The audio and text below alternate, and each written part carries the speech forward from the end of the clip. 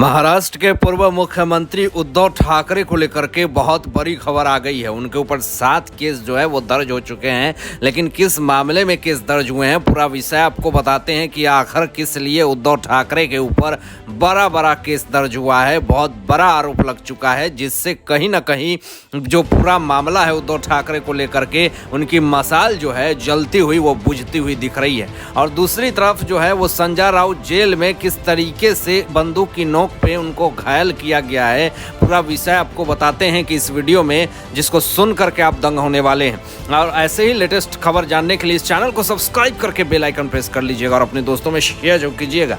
तो सबसे पहले दोस्तों बताएं कि उद्धव ठाकरे जो हैं वो हमेशा अपनी मुसीबतों में फंसे रहते हैं, अपनी समस्याओं को लेकर के जूझते रहते हैं, लेकिन इस बार ऐसा मामला निकल करके सामने आ गया है जिससे कि कहीं ना कहीं उद्धव ठाकरे की किरकिरी जो है वो मच चुकी है। अपना चुनाव चिन्ह मशाल तो रख लिया है उन्होंने, लेकिन महाराष्ट्र में उनकी मशाल जो है वो जल नहीं पा रही है, उनकी मशाल जो है वो बुझती हुई जा रही है, क्योंकि ऐसा एक मामला निकल करके सामने आ गया है जिससे कहीं ना कहीं उद्धव ठाकरे के ऊपर 7 से ज़्यादा केसेस दर्ज हो चुके हैं। आपको मामला बताते हैं कि पहले आखिर वो मामला क्या है, जिसको सुन करके आप भौचक्के होने वाले हैं, आपकी सांसें रुकने वाली हैं, आपकी सांसें थमने वाली हैं। तो सुन लीजिए इस बात को, तथ्य को, क्योंकि बात ही ऐसी है। सबसे पहले बताएं दोस्तों कि उद्धव ठाकरे के जो नेता हैं वो रैली में गए हुए थे और रैली में जाने के बाद बहुत बड़ा बखेरा शुरू हो गया। अब उनके 7 कार्यकर्ताओं के ऊपर उद्धव ठाकरे गुट के केस दर्ज हो चुके हैं। मामला आपको बताते हैं कि क्या है। ये जांच की आंच उद्धव ठाकरे के ऊपर भी लग चुकी है।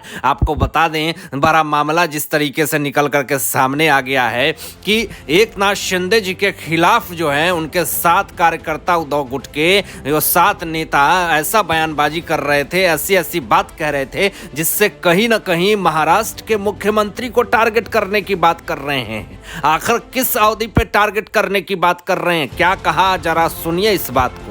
उद्धव गुट के 7 कार्यकर्ताओं ने, 7 नेताओं ने ये कहा कि महाराष्ट्र के मुख्यमंत्री एकनाथ शिंदे जी के जो वश में है अंधेरी जो मुंबई पुलिस है, महाराष्ट्र के मुख्यमंत्री एकनाथ शिंदे जी अपने वश में चला रहे हैं, उनके अंडर में है सब कुछ। वो अपने इशारे पे मुंबई पुलिस को चला रहे हैं। जो एकनाथ शिंदे जी मुंबई पुलिस को क्या अपने इशारे पे चलाएंगे? ये ऐसी बयान जिस तरीके से दिया है उद्धव ठाकरे गुट के 7 कार्यकर्ताओं ने, 7 नेताओं ने, तो उस पे कहीं ना कहीं पूरा बवाल खड़ा हो गया। और फिर उनके जितने भी सारे 7 कार्यकर्ता हैं उद्धव गुट के, उनके ऊपर केस दर्ज हो गया, उनके ऊपर जो है वो कार्रवाई हो रही है। अब उनको जेल में ले जाने की पूरी तरीके से प्रक्रियाएं शुरू हो गई है। अब इधर उद्धव गुट जो है वो बार टारगेट करने की कोशिश कर रहे हैं एकनाथ शिंदे जी को। ढाल और तलवार लेकर के बैठे हुए हैं एकनाथ शिंदे के जितने कार्यकर्ता हैं, शिव सैनिक हैं, कि आप किस हद पे आप हमारे जो कार्यकर्ता हैं उनको आप इस तरह का आरोप लगा सकते हैं। आप कैसे महाराष्ट्र के मुख्यमंत्री को ये कह सकते हैं कि मुंबई पुलिस उनके वश में है? आप भी तो महाराष्ट्र के मुख्यमंत्री थे, तो आप तो अपने इशारे पे मुंबई पुलिस को नचाते थे। कंगना रनावत के आपने बंगले को तोड़ दिया, पालघर के साधुओं के साथ लिंचिंग हुआ, सुशांत के मुद्दे को आपने दबाया, भटकाया, आपने पूरी तरीके से जो है वो बंद करवाने की कोशिश करी। आदित्य ठाकरे ने हत्या करवाया, ऐसा आरोप नारायण राणे जी ने लगा रखे हैं। तो आप जब सत्ता में थे तो आपने किस तरीके से कानून को घुमा फिरा के अपने ही फायदे के लिए प्रयोग किया, और जो इंसान जैसा रहता है उसके लिए पूरा दुनिया वैसा ही दिखता है। आप जब सत्ता में थे तो आपने किस तरीके से पूरा खेल रचा है, ये पूरा देश और दुनिया देख रहा है। और आज आप एकनाथ शिंदे जी पे आरोप लगा रहे हैं, इससे कहीं ना कहीं आपकी किरकिरी जो है वो साफ तौर पे दिख रही है, पूरा मामला जो है वो साफ तौर पे दिख रहा है। अब ऐसी स्थिति में पूरा बखेरा जो शुरू हुआ, अब आपको बताते हैं। अब बखेरा ये शुरू हो गया है दोस्तों कि एकनाथ शिंदे के तमाम जितने भी कार्यकर्ता, शिव सैनिक जो हैं, लाखों लोग जो हैं वो उद्धव गुट के खिलाफ हो गए हैं। क्योंकि अब जहां पे बात निकल करके सामने आ गई है कि कहीं भी अगर अब रैली होगी तो हम उद्धव गुट के जितने शिव सैनिक जो कार्यकर्ता हैं उनको कहीं भी देखना पसंद नहीं करेंगे। अगर मिल गए तो तांडव हो जाएगा। अब वो हमारे सामने ना आए तो ज़्यादा अच्छा होगा, नहीं तो बहुत बड़ा बवाल हो जाएगा। जिस तरीके से वो बयानबाजी कर रहे हैं, जिस तरीके से वो उद्धव गुट जो हैं वो आरोप लगा रहे हैं एकनाथ शिंदे जी पे, आप अगर फेल्योर हैं, आपने अगर 2.5 साल को कर्म किया तो इसका मतलब आप गलत हैं। आप उस गलती का आप एकनाथ शिंदे जी पे आरोप नहीं लगा लगा सकते हैं। आज महाराष्ट्र की पूरी जनता जो है और जितने रेलवे पे कार्यकर्मी हैं, कार्यकर्ता हैं, चाहे वो जितने भी फल वाले, सब्जी वाले, ठेले वाले, रिक्शे वाले, ये तमाम लोग आज एकनाथ शिंदे जी को सपोर्ट करते हैं। रीज़न बस ये है कि ये धर्म को लेकर के चल रहे हैं, हिंदुत्व को लेकर के चल रहे हैं। लेकिन आपने तो, उद्धव गुट ने तो आपने 2.5 साल में हिंदुत्व के मुद्दे को ही दबाना शुरू कर दिया था। आपने तो हनुमान चालीसा का पाठ करने वाले को आप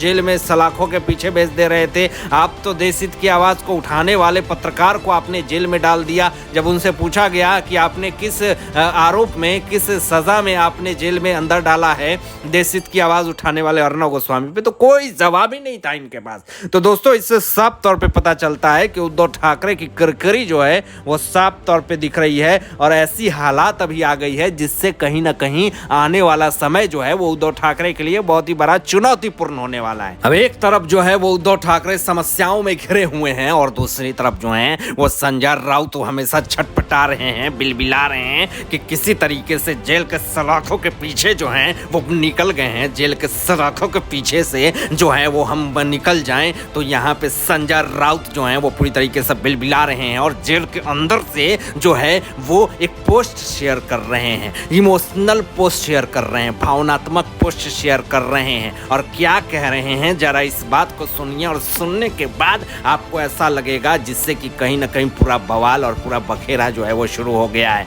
आपको बता दें दोस्तों कि यहाँ पे संजय राउत ने एक भावनात्मक पोस्ट किया है अपनी माताश्री को और ये कहा है कि मैं जो है वो जल्द वापस आऊँगा माँ, मुझे डराया गया है, धमकाया गया है और मेरे कार्यकर्ताओं के खिलाफ जो है वो बंदूक की नोक पे जो है वो जो जवाब लिया जा रहा है और बयान लिया जा रहा है।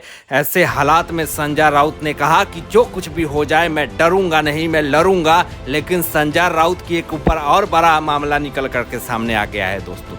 आपको बता दें कि उन्होंने अपनी जमानत अर्जी डाली थी, जमानत अर्जी भी पूरी तरीके से खारिज हो गई है और बार बार उनकी जमानत अर्जी को एक्सटेंड कर दिया जा रहा है। अब ऐसी स्थिति में संजय राउत जो हैं वो बिलबिला रहे हैं और माँ को पोस्ट कर रहे हैं, ये जता रहे हैं कि मेरे साथ गलत हो रहा है माँ, मैं महाराष्ट्र की जनता का सेवा करूँगा, मैं कभी भी जेल से आऊँगा बाहर तो मैं ज़रूर उन तमाम गद्दारों से बदला लूँगा।